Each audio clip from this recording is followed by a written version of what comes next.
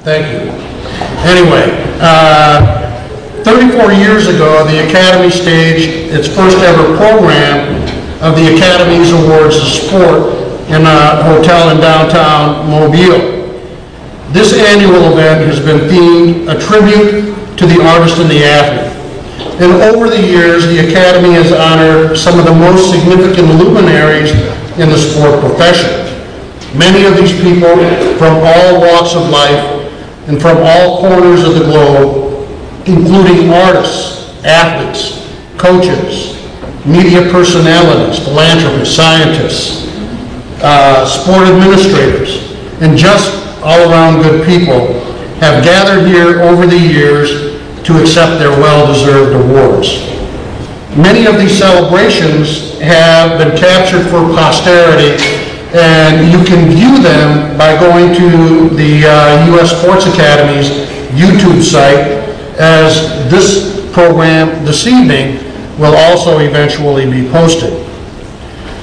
That initial program, almost 35 years ago, launched what has become the American Sport Art Museum and Archives, which is often better known by its acronym of ASAMA. Over the years, the ASAMA collection has grown from humble beginnings, many of them those sculptures along the back glass back there, to a collection of almost 2,400 pieces and an estimated value of about $13.3 million. It is thought to be the largest collection in the genre of sport art in the entire world. And because of this, this entire building has been dedicated by then Governor Fob James in 1988 as the American Sport Art Museum and Archive. We often get questions as to why the Academy, as America's sports university, has this fascination with art. The answer to that is very simple, and that is that sport and the arts are inextricably intertwined. A culture is known both by the games that its people play and by the art that its people produce. Sports such as gymnastics and figure skating simply would not be the same without the elements of music and dance that so enthrall the audiences. From the ancient Olympics in Greece until today, human movement and expression are captured for all time via the medium of art. And so the activities surrounding ASAMA are actually, in many ways, directly related to the mission of the institution. This evening, we continue the Academy's long-standing tradition of recognition of contributors to the genre of sport art through our recognition of the 2018 Sport Artists of the Year. Our honorees this evening will receive the Zhenliang He Sport Artist of the Year Medallion Award. The actual medallion can be seen among the medallions hanging there on the back wall. This medallion is named for the long-serving chairman of the International Olympic Committee's Commission for Culture and Olympic Education, on which the founding president of the Academy and the creator of ASAMA, Dr. Thomas P. Razandich, was a member. The past recipients, the HE Award is presented to those individuals who capture the spirit and life of sport so future generations can relive the drama of today's competition. Past recipients have used a wide variety of art and media, most of it represented in some way here within the institution, including paint and canvas, sculpture, photography, film, video, and assemblages to depict the breadth and scope of both the agony and the ecstasy of art. Anyway, let me go ahead and introduce to you this evening Mr. Craig Kreindler, who was our painter. Craig Kreindler is widely known for his nostalgic paintings that capture in remarkable detail the simpler bygone days of sport. To Kreindler, no other sport embodies the relationship between generations and the sense of community like baseball. His goal was to portray the national pastime in an era when players were accessible, human, and the atmosphere of the cozy ballpark was just as important as what happened on the field. He is proud to act as a visual historian, and his award-winning sports art has appeared in juried shows and museums nationwide, as well as having been featured nationally in distributed books, magazines, newspapers, surprise, the internet, and on television. Kreidler's work focuses on the quaint ballparks, lively personalities, and dominating teams of baseball's history, and has been featured on the New York Times, Wall Street Journal, the Sporting News, and Yes Television Network. He has earned the Norman Rockwell Museum Award and the Illustration Academy Award from the Society of Illustrators. Some of his original works can be found in the Yogi Berra Museum and Learning Center, the Bob Feller Museum, and the National Jewish Sports Hall of Fame and Museum. He is known for his painstaking detail using old photographs and written historical accounts in order to capture the colors of the ballpark, the advertisements, uniform styles, even the weather conditions at a particular game. Kreidler earned a bachelor's degree in illustration with honors from the School of Visual Arts in New York City, and his master's degree in art education from Lehman College. A native of Rockland College, New York, Kreidler's relationship with baseball began at an early age. His parents named him after a former New York Yankee third baseman, Greg Nettles, and both of them were avid baseball fans, which is to speak the obvious. Anyway, at this time, I would like to call upon Ms. Nancy Ryatt, the chair of the Academy's Art Committee, to confer upon Mr. Kreidler the Order of the Eagle Exemplar with rosette.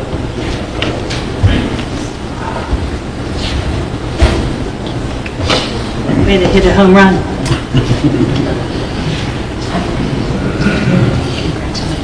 Thank you so much, Nancy. Sure.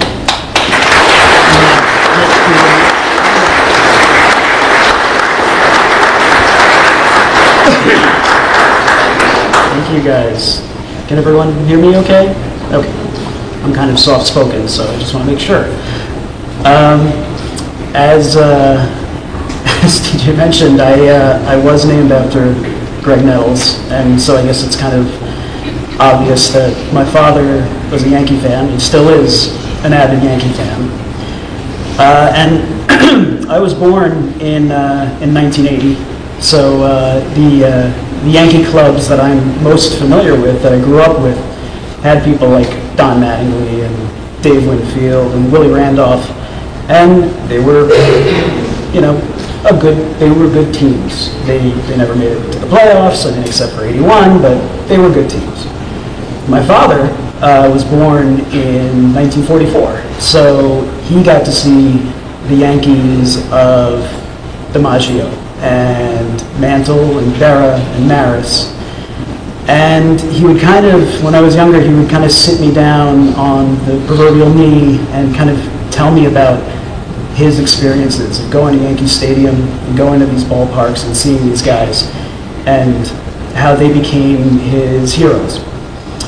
And I kind of grew up with his stories, not only in my head, but I got to see through television and videotapes old kind of black and white footage of these guys playing. And it wasn't until I got into my father's baseball cards that kind of changed everything.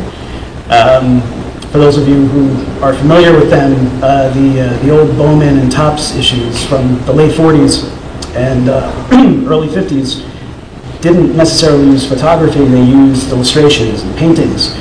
And as a young kid, when I was drawing cartoons, He-Man and G.I. Joe and things like that, I realized that I could also take my love of art and draw Mickey Mantle and do something for my father to make him smile. And that has kind of carried me on through my now entire life. I'm 38 years old. And still, every time I do a painting, whether it's of a Yankee or not, I'm still kind of thinking of my father. And I'm thinking of bringing his memories back to life in color. So being recognized for doing that, for doing something that I love, kind of for my father, is just amazing. And I have to thank everyone. I mean, the board here and everyone that I've met has just been so incredible. And this is kind of like a highlight that I don't really know how I can top, or if it will ever be topped. And I'm just truly, truly grateful, and I really appreciate it. Thank you.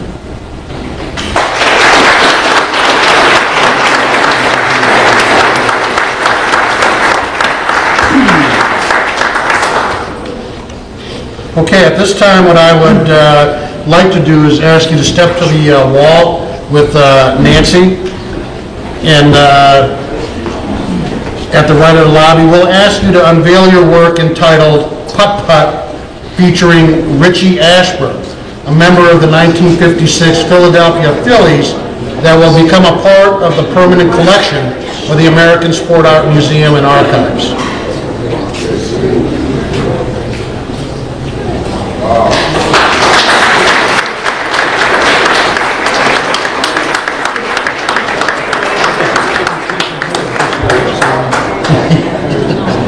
Looks like a fool. Yeah, that's absolutely amazing.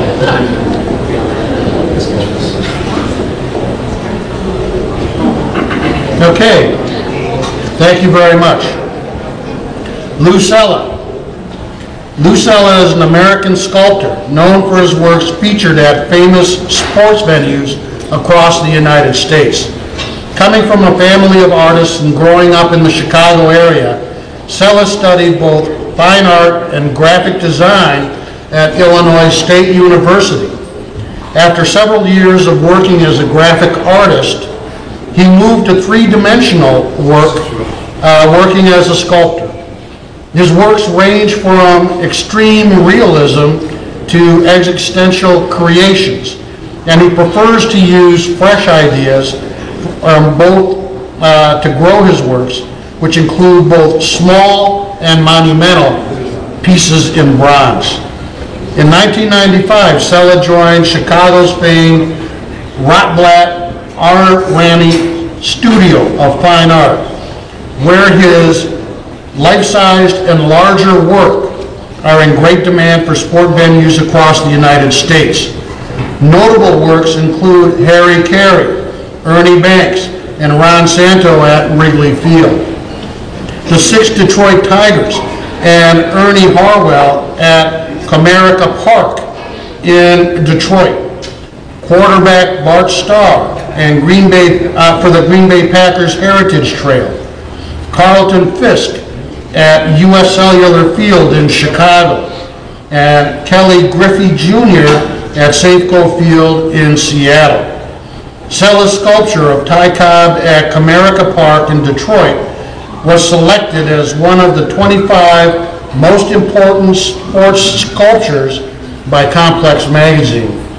In addition to his works featuring giants of sport, he has also sculpted historic pieces, including Orville Redenbacher for the town of Valparaiso, Indiana, Oakland University founder Matilda Dodge Wilson in Rochester, Michigan, and Father Hesburgh and Father Joyce memorials at the University of Notre Dame. At this time, I'd like to call upon U.S. Sports Academy trustee and member of the Academy's Art Committee, Mr. Jack Shar, to confer upon Mr. Sella the Order of the Eagle Exemplar with rosette.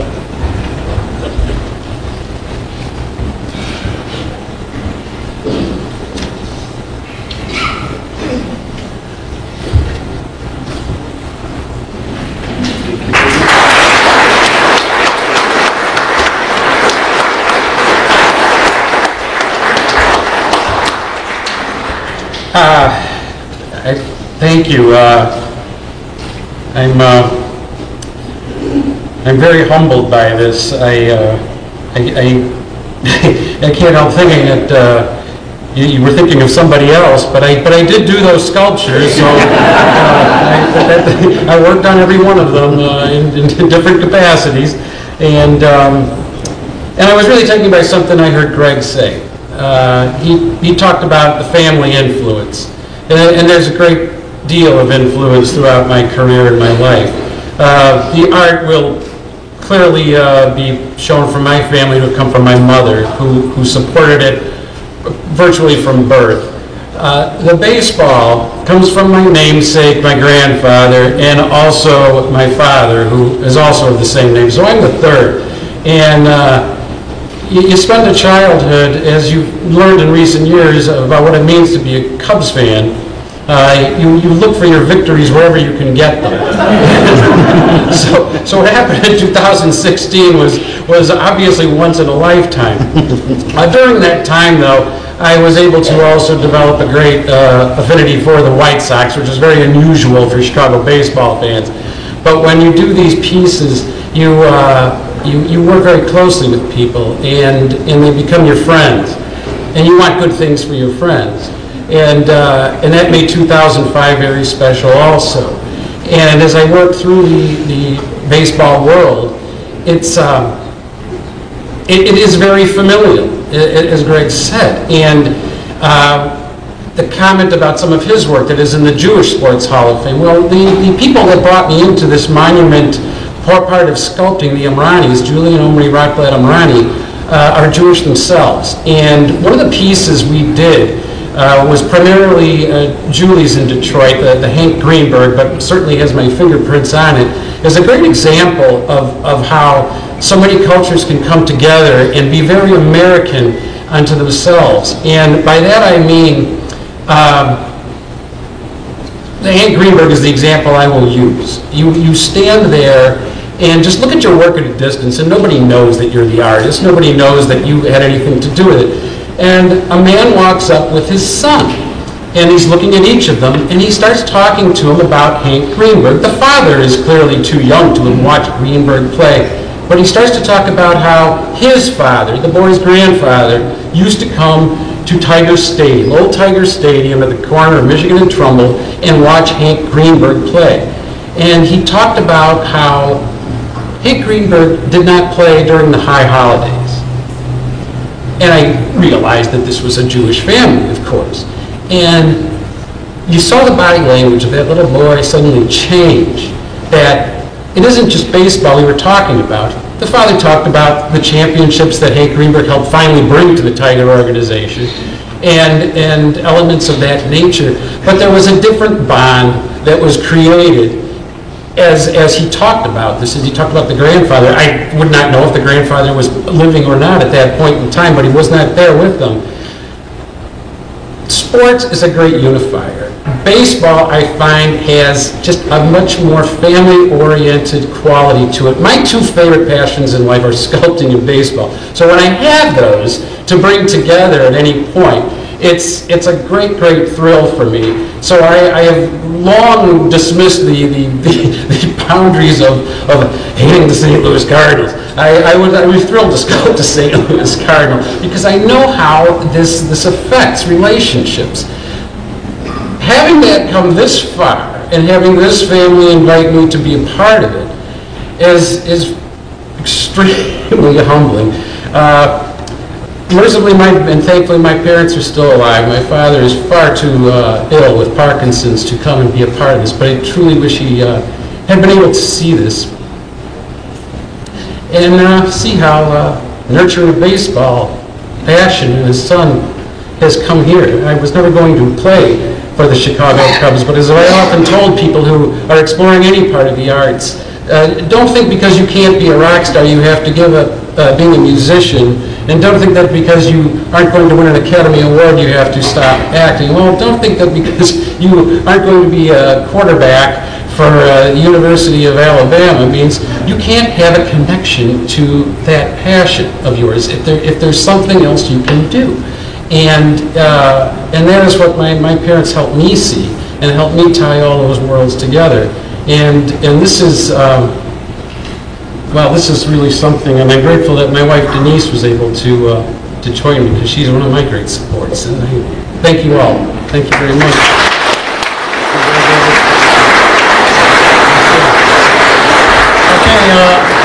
At that time, Mr. Sella, if you kindly step over here to the Sport Artist of the Year display, I'd like to call upon Academy trustee Jack Shar to assist with the unveiling of your work entitled Ty Cobb Steals Third, coincidentally enough. It'll become a part of the permanent collection of the American Sport Art Museum and Archives.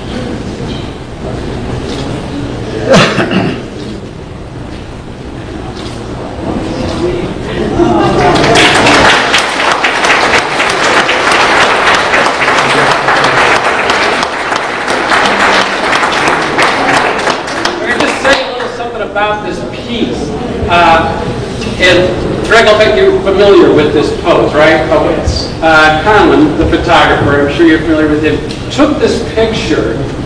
If you look at it from this side, is where the photograph was taken. It's considered the most famous action photo in the history of, well, maybe sports, but certainly baseball. And I, of course, loved it. The picture was almost taken by accident by Conlon. He happened to be standing right near third base talking to the New York Highlanders, later to become the Yankees' third baseman, Jimmy Austin. He was talking to him during the course of play. And Cobb decided to steal third base. And if I'm getting the story right, a ball was hit right then. And sailed into left field. Cobb came in, Austin got upended, and Conlon didn't know if he got a picture of that. He had one of those cameras with the big glass negatives, and when he got back, developed it. And it's actually, this image is very small in the original image. You see a whole lot of the area where the Highlanders play in the background, but it was such great detail in the glass negative, it closed in on a really nice photo. Well, it became interesting to me to think about what did this look like from all angles. And I got lucky finding plenty of photos of Jimmy Austin as well. So I was able to recreate his portrait when I did this. And one of the things that you talked about originally was how you look for motion and energy. Well, that is what we do at the Rob Ledamrani studio. We're always trying to pursue energy and motion and make these otherwise static pieces seem like they're moving. And that is all over this beautiful facility. So that's what I let you know what I had going on here, was going through my head when I did it. So I'm very flattered that I'm able to make this a part of this collection. Thank you.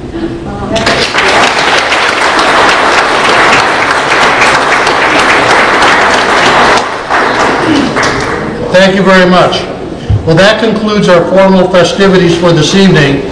Before we go, however, I would like to take this opportunity to invite you to look around the museum and the gallery upstairs to go ahead and take in some of the other art that we have on display here. So enjoy the refreshments and enjoy the art. Thank you all for coming, and you all have a pleasant evening. Good night.